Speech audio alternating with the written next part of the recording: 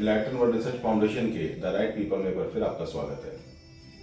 आज हमारे बीच रविंदर जैन जी पहुंचे हैं और बड़ी खूबसूरत से शाम है और चारों तरफ म्यूजिक बज रहा है और उम्मीद से कहीं ज़्यादा कई बार कोई चीज़ हो जाया करती है, तो कुछ ऐसा सा ही आज का इस समय का दौर है। इंटरव्यू किसी बहुत अच्छे नज़दीकी मेरे प्रिय दोस्त का करना था और उनकी रिकमेंडेशन हुई कि आप जैन साहब का करें, ये इस विषय पर बहुत अच्छा आपको अपना अनुभव दे सकते हैं।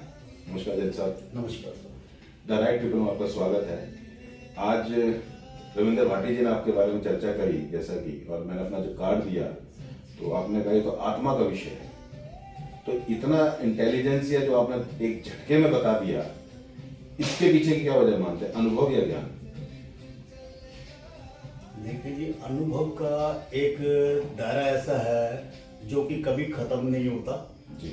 अनुभव आदमी को अपने कर्मों से, पिछले जन्मों से और जो राह में चलते हुए जीवन में साथ में आदमी मिलते हैं उनसे अनुभव लेता चला जाता है, तो वही एक अनुभवों का संयोग बनता है। क्या बात है। एक बड़ी ग्लैमरस सी जगह है इस शहर की और उसमें बड़ा ग्लैमरस ऑफिस है। उसमें जब आत्मा की बात हुई तो स्वाभाविक सी बात है, मुझे भी झटका लगा। मैंने कहा यार, ऐसी खूबसूरत जगहों पर भी आत्मा की बात होती है, इसका मतलब आत्मा हर व्यक्ति के शरीर में वास करती है, ये सही है। इस विषय को आपने इतना आत्मसात करके बोला, इसके पीछे की कोई खास वजह मानते हैं? कोई संस्कार परिवार का या कोई निजी अनुभव? देखो, संस्कार और परिवार से मिली सारी जानकारियों के आधार के ऊपर ही किसी बच्चे का डेवलपमेंट होते हुए धीरे धीरे वो आगे प्रोग्रेस करता है। उसके बाद अपने विवेकानुसार वो अपने मन की संतुष्टि के लिए, मन की ज्ञान बढ़ाने के लिए वो आदमियों का बाहर चयन करता है, जिनके संपर्क में आने वाले व्यक्तियों के साथ मिलकर वो अपने आप को सुधार देता है। अब मैं दो प्रश्नों के जवाब इतने साहित्यिकी के साथ, यानी अनुभव के साथ जो दिए, तो मुझे ऐसा लगता है कि मैं किसी मास्टर जी से बात कर रहा हूँ। हालांकि आपको बता दूं कि रविंदर जैन जी एक बिजनेस एंटरप्रेन्योर हैं इस शहर के और बहुत अच्छे लेवल पे बिजनेस रन करते हैं, प्रॉपर्टी के बिजनेस में। नाम मैं इसलिए नहीं लूँगा क्योंकि मैं बिजनेस प्रमोट नहीं करता। हमारा प्रोजेक्ट, हमारा सब्जेक्ट बिजनेस प्रमोट करने के लिए नहीं, इलाइटन करने के लिए, इन्वायरमेंट के प्रति लोगों को जागरूक करने के लिए है। क्योंकि हम इसकी ऐड नहीं लेते, इसका कोई बहुत ज़्यादा फाइनेंशियल मॉडल हमने बनाया नहीं है, तो लोगों को जोड़ने का, द राइट पीपल के माध्यम से जोड़ने का बस एक भाव मात्र है। अपने बड़े अनुभव के साथ ये दोनों चीज कही। तकरीबन उम्र क्या रहे आपकी? इसमें 56 साल की उम्र है। 56 साल की उम्र है। तो आपकी कोई ब्रॉड एंड बॉटम के बारे में कुछ बताएं, अपने परिवार की जो आपकी परवरिश हुई उसके बारे में कुछ, कहाँ से आप बिलोंग करते हैं, किन परिस्थितियों में से आप निकल के आए, कोई बिजनेस बैकग्राउंड से है या कुछ और चीज चेंज होकर यहाँ तक लेकर आई आपको? देखो, परिवार के आप पूछते हैं, मैं खुद जैन फैमिली से बिलोंग करता हूँ जी। बचपन से ही हमारे को ऋषि मुनियों जो जैन के अंदर होते हैं उनके साथ संपर्क में हम निरंतर बचपन से ही चलते आ रहे हैं। उनके तो पेरेंट्स के साथ मंदिर में जाना, स्थानक में जाना, वो एक बना रहा है जिससे कि हमारे को वहाँ चाहे शब्द कहीं समझ में ना आते हों, लेकिन एक संस्कार अंदर डेवलप करते चले गए। तो संस्कार अंदर आने से क्या है कि हमारे मन के अंदर वो बातें इन्वॉल्व ऐसी होती चली गई कि that is right, it is, ये है, ये भी चीज है, ऐसा है और जीवन को ऐसा भी रखना चाहिए। दोस्तों, बीते 24 घंटे में ये मेरा दूसरा इंटरव्यू है जैन परिवार का। कल मैं गोल्डन जैन जी का इंटरव्यू लिया था, अगर आप जानते हो, और ये मेरा दूसरा इंटरव्यू है। 24 घंटे बीते नहीं है, इसी टाइम वो मेरे साथ बैठे हुए थे और जितनी गहराई से उन्होंने कुछ चीज़ों को हमारे साथ साझा किया, उन्होंने भौतिक जगत को साझा किया, आप अध्यात्म को साझा कर रहे हैं, ये मेरे लिए बड़ा अनुभव का विषय है, हमारे दर्शकों के लिए, श्रोताओं के लिए खासकर। जैसा कि उन्होंने बताया कि सन्यासियों के और साधु संतों के, पीर फकीरों के जो जैन परिवार से संबंधित हैं, जो संदेशवाहक हैं इस समाज के, उनके सानिध्य में जो परिवार में लेकर आए, समझ भले ही नहीं आता हो लेकिन आत्मसात बड़ी जल्दी कर लिया, ये संस्कार ही इस परिवार का रहा होगा, जैन परिवार का। ऐसा मैं समझ पाता हूँ, ऐसा महसूस कर रहा हूँ। जैसे परिवार में कौन कौन है? परिवार में सारे ही हैं, पेरेंट्स हैं, शादी हो चुकी है तो बच्चे हैं, सारा परिवार इसी प्रकार का मिला जुला। जॉइंट फैमिली में जॉइंट फैमिली, सिंगल फैमिली में। सिंगल फैमिली में उस संस्कार को बनाकर रखना एक बहुत बड़ी चुनौती है दोस्तों। अगर आप इस बात से सहमत हो तो जरूर ध्यान दीजिएगा। जॉइंट फैमिली में संस्कारों को संभाल कर रखना को बहुत बड़ा इशू नहीं रहता है। सिंगल फैमिली के लिए बड़े चुनौती का विषय है। इस चुनौती को आपने कैसे संभाल कर रखा? क्या लगता है कि आप अपने परिवार को ट्रांसफर बच्चों को दे पा रहे हैं या दे पाए? देखो, ये एक बहुत अहम सवाल आपने पूछा कि देखो, क्योंकि आपने बड़े अच्छे जवाब दिए हैं, तो मेरे लिए भी मेरे उस लेवल का होना चाहिए।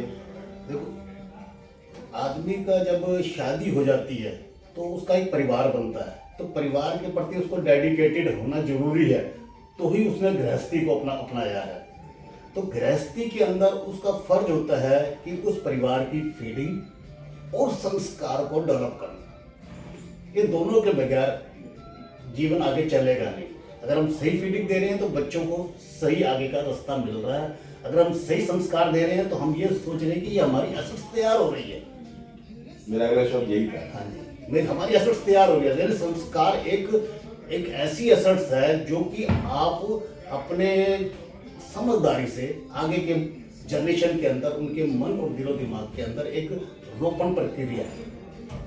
दोस्तों, आपको बताता चलूं कि रविंदर जैन जी बेसिकली प्रॉपर्टी के बिजनेस में हैं और बहुत बड़े लेवल पे उसको मैनेज करते हैं, उस लेवल पे काम करते हैं और प्रॉपर्टी को एसेट के तौर पर देश दुनिया में जाना जाता है। तो जैन साहब, जो एसेट है वो प्रॉपर्टी ही हो सकती है, कुछ और भी एसेट में आता है? आपने अभी 2 मिनट पहले भी एसेट का जिक्र किया। जैसे एसेट्स तो देखो, मैंने इसको एसेट्स इसी वास्ते बोला क्योंकि ये भी एक ऐसी जो हमें पीछे जो संस्कार मिले हैं उन्हीं संस्कारों को एसेट्स के रूप में आगे की जनरेशनों को सौंप दें। तो एसेट्स तो ये भी एक मेन है। बाकी आज के टाइम में भौतिकता को भी एसेट्स बोला जाए तो वो एक अलग चीज है। भौतिकता भी एक एसेट्स हो जाती है कि आदमी को भौतिकता के अंदर एसेट्स है कि हमें कोई अपने जिम्मेदारियों को निभाना है, वो एसेट्स के तौर पे हम उस कार्य में डेडिकेटेड रहेंगे। या हमें कोई भौतिक चीज पानी है, कोई जैसे मकान है, दुकान है, वाहन है, कुछ भी कोई भी चीज हो, वो भी एक एसेट्स मानता है आदमी। थोड़ा सा डिपेंड करता है कि हमने कहाँ किस प्रकार से आगे चढ़ना है। आप वो प्रॉपर्टी के लाइन में है, हर तरह का आदमी आपके पास आता है और जब बार बार कोई आदमी प्रॉपर्टी ले रहा होता है तो एक समय के बाद देखा जाता है कि वो प्रॉपर्टी खाली रहती है क्योंकि छोटी छोटी फैमिलियां हैं। क्या करता है वो आदमी उस प्रॉपर्टी? कभी ध्यान दिया इन्वेस्टमेंट के पर्पस पे भी अगर देखा जाए तो? 2 तरह के कस्टमर्स इसके अंदर होते हैं, एक इन्वेस्टमेंट के ऊपर और एक अपनी रिक्वायरमेंट को पूरी करने पर। इन्वेस्टर और रिक्वायरमेंट के साथ। इन्वेस्टर तो रिक्वायरमेंट पूरी करने वाले एक उसका एक सपना होता है और उसका अपने एक बजट के हिसाब से वो अपने आप को उस चीज़ को करते हैं कि हमारे को एक घर मिल जाए, हमें बहुत संतुष्टि होगी, हमारा जो बच्चों के साथ जीवन है वो आगे हम अपनी गृहस्थी की शुरुआत करेंगे।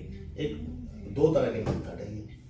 दोस्तों, चर्चा बड़ी गहरी होती जा रही है और मेरे लिए भी बड़ा ये चर्चा का विषय इसलिए है क्योंकि सामने वाला जो शख्सियत है हमारे लिए बड़े अनुभवी हैं, जो बड़ी साइंसगी के साथ प्रश्नों को आप तक सवालों को जवाब के रूप में बता रहे हैं। संपत्ति की बात करी, एसेट्स की बात करी जैन साहब ने, संस्कारों की बात करी, परिवार की बात करी, व्यापार की बात करी। ऐसे में एक चीज सवाल के तौर पर मैं जानना चाहता हूँ कि संपत्ति तो ठीक है कि 2 तरह की संपत्ति है और इन्वेस्टमेंट भी ठीक है, 2 तरह की इन्वेस्टमेंट है कि भैया एक जरूरत के अनुसार और एक लॉन्ग टर्म। क्योंकि आपने पहले सवाल का जवाब बड़ा आध्यात्मिक तौर पर दिया था, तो जो हमारा शरीर है और जो हमारे अंदर की आत्मा है ये दोनों अलग अलग चीजें हैं। ऐसा अमूमन संस्कारों के तौर पर जैसे देखा समझा जाना जाता है हमारे बीच। और इन्वेस्टमेंट की अगर बात की जाए तो आदमी शरीर पे इन्वेस्ट कर रहा है या आत्मा पे इन्वेस्ट कर रहा है? आज की डेट में देखा जाए तो मैक्सिमम आदमी शरीर की सुविधाओं के साथ में उसमें इन्वेस्टमेंट कर रहा है, लेकिन मेरा तात्पर्य यह है कि आदमी को अपने शरीर पर भी करनी चाहिए लेकिन अपनी आत्मा में भी एक इन्वेस्टमेंट करनी चाहिए। क्या बात? अपनी आत्मा के अंदर वो इन्वेस्टमेंट क्या है कि वो खर्चा नहीं मांगती है, वो सिर्फ एक डेडिकेशन मांगती है। बहुत सुंदर शब्द बोला, डेडिकेशन मांगती है। किस प्रकार का डेडिकेशन मांगती है? डेडिकेशन में ये आ जाता है कि हम एक फंडामेंटल नियमों को पालन करें जो कि वाकई में सत्य हैं, हजारों लाखों साल से जो ऋषि मुनि और ग्रंथ हमें बताते आए हैं, जिसके अंदर कि हमारे को कई तरह के वो हैं क्या नाम वे हो सकते हैं। जैसे कि हम अपने आप को योगा के रूप में भी योगा के रूप में अपनी इस आत्मा को साधे, अनुशासन में, या हम ज्ञान योग या हम पूजा पाठ वगैरह जैसे भी जिसका जहाँ दिल लगता है वो इस आत्मा को सुंदर रखे, कोई भी थ्योरी वो इन्वेस्टमेंट है।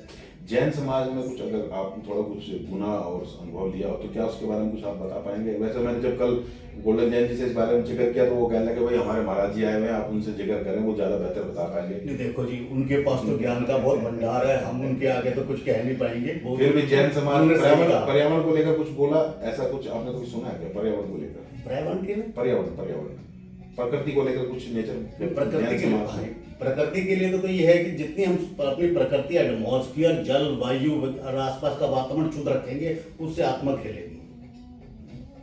अच्छा, ये जस्टिफिकेशन कैसे कर पाते हैं आप? एक तरफ आप प्रॉपर्टी के इतने बड़े बिजनेस को रन कर रहे हैं और उधर से आपका अध्यात्म बड़ा प्रबल है, दोनों साथ साथ चल रहा है। तो एक तरफ नेचर के, देखिए मैं व्यक्तिगत नहीं कहना चाहता या व्यक्तिगत नहीं कह रहा किसी को, ये एक रोजी रोटी का जरिया है और बहुत बड़े मुकाम पे कोई आदमी ये कर रहा है तो वो उसकी व्यक्तिगत सफलता है। फिर भी क्योंकि विषय ऐसा है, भौतिक और अध्यात्म का विषय लेकर चले हैं इलेक्ट्रॉन वर्ल्ड रिसर्च फाउंडेशन। आपकी बात ठीक है, लेकिन अर्थ अर्जन के लिए एक आदमी को कोई ना कोई रास्ता, अपना प्रोफेशन वगैरह तो बना के होना भी चाहिए। हाँ जी, बना के रखना पड़ेगा, उसके बगैर तो गति भी नहीं है। आपके नोटिस में ही बात डालना चाहूंगा, वैश्य परिवार ने हमेशा से ही समाज को दान धर्म के मामले में प्रेरित किया है और दान धर्म के मामले में जितना उन लोगों को दिया है शायद किसी कम्युनिटी ने ना दिया उतना, क्योंकि उस समय वो बहुत साधन संपन्न हुआ करते थे और आज भी उतनी ही कम, हालांकि कम मात्रा में वो लोग हैं, उसके बावजूद भी वो बहुत दान धर्म करते हैं। कहीं ना कहीं इसका श्रेय, उसकी प्रेरणा हम लोगों को उन लोगों से मिलती है और मिलती रही है। अभी जैसे भौतिक की बात करी, अध्यात्म की बात करी और आपने बड़ी साइंसिकी के साथ उसका जवाब दिया। व्यक्तिगत तौर पर आप अपने आप को क्या मानते हैं, एक इंसान, शरीर या एक आत्मा? आपका क्या अनुभव है? देखो जी, नॉलेज तो मेरे को दोनों ही, इस शरीर से हम कर्म कर रहे हैं और आत्मा से हम अपने आप को शुद्ध कर रहे हैं और परमात्मा से जुड़ा हुआ है, तो मैं दोनों को अलग नहीं कर सकता। अगर आप इतनी गहरी समझ रखते हैं तो लक 84 के बारे में जानते होंगे? लक 84 सुना होगा। आदमी जब सारा जीवन में अच्छे या बुरे जो भी काम कर रहा होता है, व्हाटएवर, एनालिसिस जब निकल के आता है, अंत समय सो गति, अंतमति सो गति, तो उस समय क्या इतना बच जाता है आदमी के पास विवेक कि वो ये एनालिसिस कर पाए कि उसने सारा जीवन जो किया, उतना मौका नहीं मिलता हम लोगों को। अल्टीमेटली अगर वो वानप्रस्थ में ना हो, अल्टीमेटली किसी गुरु के सानिध्य में ना हो, जो लोग उसके सानिध्य में नहीं हो उनके लिए बड़ी एक चैलेंजिंग हो जाता है।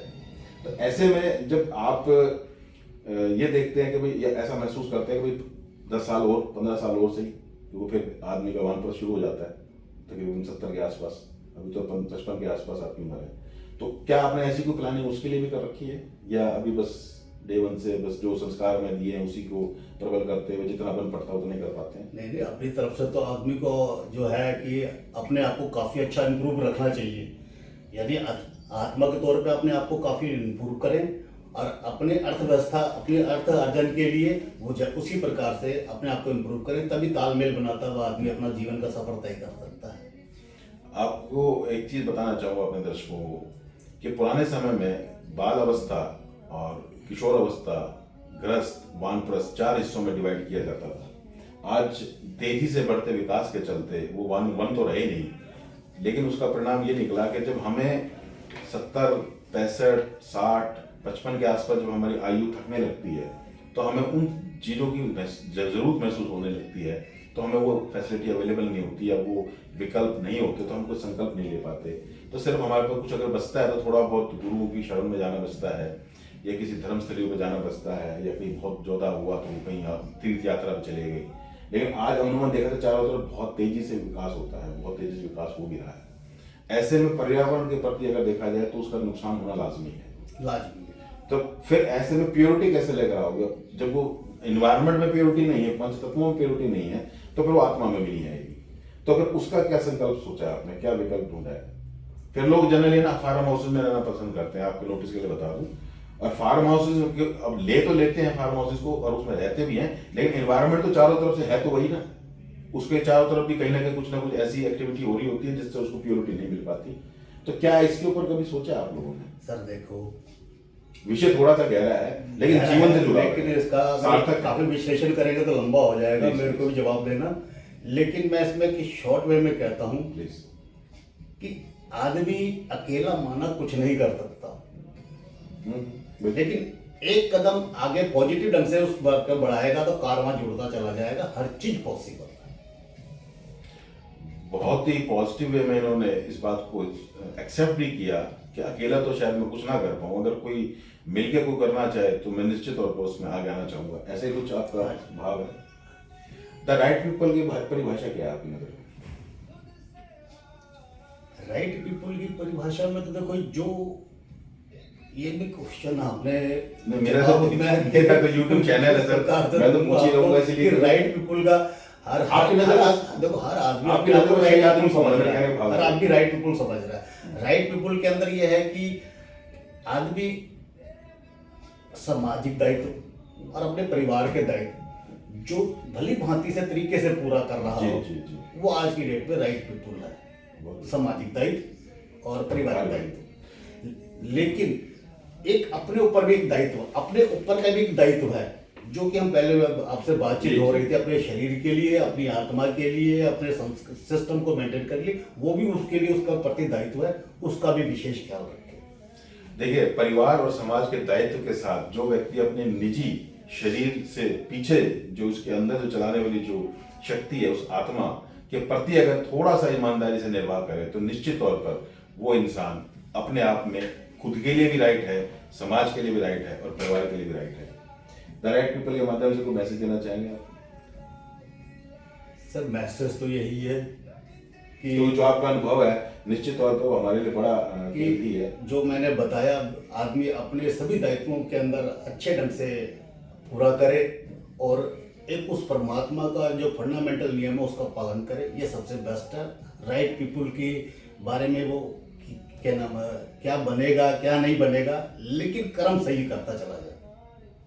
कर्म की परिभाषा सही किया, कर्म की परिभाषा तो देखो जी, उसके बारे में तो ईमानदारी से किया हुआ कर्म। ईमानदारी के एक फंडामेंटल नियम को पालन करे। ईमानदारी तो 100% कोई कर भी नहीं पाएगा, लेकिन एक फंडामेंटल नियम का पालन करे। सैद्धांतिक नियमों का अनुपालना अगर कोई आदमी कर ले अपने जीवन में तो सही आदमी की परिभाषा में धीरे धीरे धीरे अपने आप को ढाल लेगा। और जो व्यक्ति ध्यान धर्म के प्रति, परिवार और समाज के प्रति अपने निजी, अपने स्वार्थ के साथ साथ अपने निजी जो परमार्थ है, परमपिता परमेश्वर के प्रति जो विषय है, जिसको ये यूनिवर्सल विषय है जैन साहब सभी का, धर्म जात बिरादरी कोई भी ना हो, क्योंकि दो चीज बड़ी कॉमन है, शरीर और आत्मा और पंच तत्व। जो चीज है यूनिवर्सल है, तो enlightenment research foundation universal subject पे काम करता है और आह्वान करता है उन लोगों का कि जो एसेट है उनको लायबिलिटी दी जाए और जो लायबिलिटी उनको एसेट के तौर पर लिया जाए। आज अगर आप मेरे सामने एसेट के तौर पर हैं तो हम पशु पक्षी जीव जंतु, electron teacher, electron student, electron personality, monkey planet, श्वान से मोर देन 40 प्रोजेक्ट हम चला रहे हैं। तो आप कोई भी बतौर एसेट आकर आप हमें उसमें हेल्प करेंगे तो हमारे लिए आप एसेट हो गए। आपको कहते नहीं मुकेश जी मेरे को एक लायबिलिटी देनी है तो हम उसको लेने में हमें कोई संकोच नहीं है। आप कहते हैं मुकेश जी पशु पक्षी जीव जंतु के लिए कोई बताओ कोई तरीका, तो हम उसका PR भी बता देंगे, उसका तरीका भी बता देंगे। क्योंकि प्रकृति को, पंचतत्वों को न्यूट्रलाइज करने के लिए, सम करने के लिए उनका विशेष योगदान है। आप कभी समझ पाए इसको, क्योंकि जब विकास होता है तो आसपास के पेड़ पौधे पशु पक्षी बहुत डिस्टर्ब होते हैं और उसके आसपास के एनवायरमेंट बहुत डिस्टर्ब होता है और फिर उसी एनवायरमेंट में हम रह के चेतन होकर काम नहीं कर सकते। ये बड़ा कड़वा सच है, कड़वा सच। तो इसके पक्ष में काम करने के लिए ही लैटिन वर्ल्ड रिसर्च फाउंडेशन ने ये पहल करी है कि आप जैसे सही लोगों के बीच जाए और अगर कोई आदमी जानबूझ के अनजाने में अगर कोई ऐसा काम कर भी रहा है और कोई एहसास भी हो जाता है, वो हमारे साथ जुड़ जाता है, तो हमारा उस दिन का पर्पज सॉल्व हो जाता है। मैं इन्हीं शुभकामनाओं के साथ जैन साहब से विदा लेता हूँ कि निश्चित ही जल्द निकट भविष्य में ये हमारे साथ एक द राइट पीपल में जुड़ेंगे, किसी बड़े संकल्प को लेंगे और पंचतत्व, परमपिता परमेश्वर और इनको मिले गुरु के ज्ञान को आत्मसात करते हुए पंचतत्वों के पक्ष में किसी न किसी रूप में हमारे साथ साझा करेंगे। इन्हीं शुभकामनाओं के साथ मेरा आज विदा लेता हूँ। नमस्कार। नमस्कार।